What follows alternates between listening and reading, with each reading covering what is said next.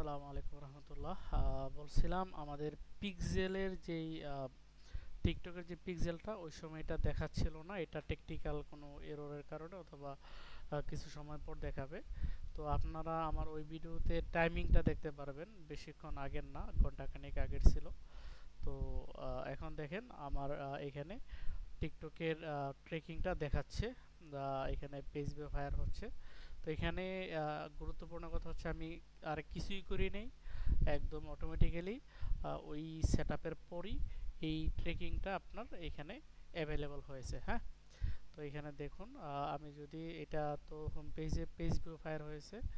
Home পেজে আমি যদি একটা প্রোডাক্ট পেজ ভিউ করি, আমার প্রোডাক্ট পেজে ভিউ কন্টেন্ট ফায়ার হবে। এই যে ভিউ কন্টেন্ট ফায়ার হয়েছে।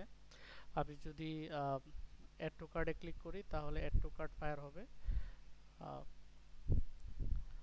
অ্যাড টু কার্ডে ক্লিক করলাম, করার পর আচ্ছা আমি একটু কার্ট পেজে যাই,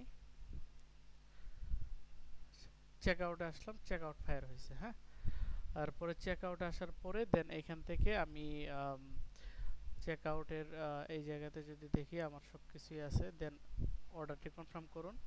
এখানে ক্লিক করলাম, পারচেস পেজে গেলে আমার পারচেস পেজও ফায়ার হবে। এখানে এই যে পারচেস ফায়ার হয়েছে, আশা করি দেখতে পাচ্ছেন। তো এই হচ্ছে আপনার টিকটকের পিক্সেল। আপনি স্বাভাবিকভাবে নেক্সটে গিয়ে সেট আপ করলেই আপনার এটা চলে আসবে। শুরুর দিকে আসতে একটু সময় লাগবে, পরে চলে আসবে, কোনো সমস্যা নেই। আসসালামু আলাইকুম।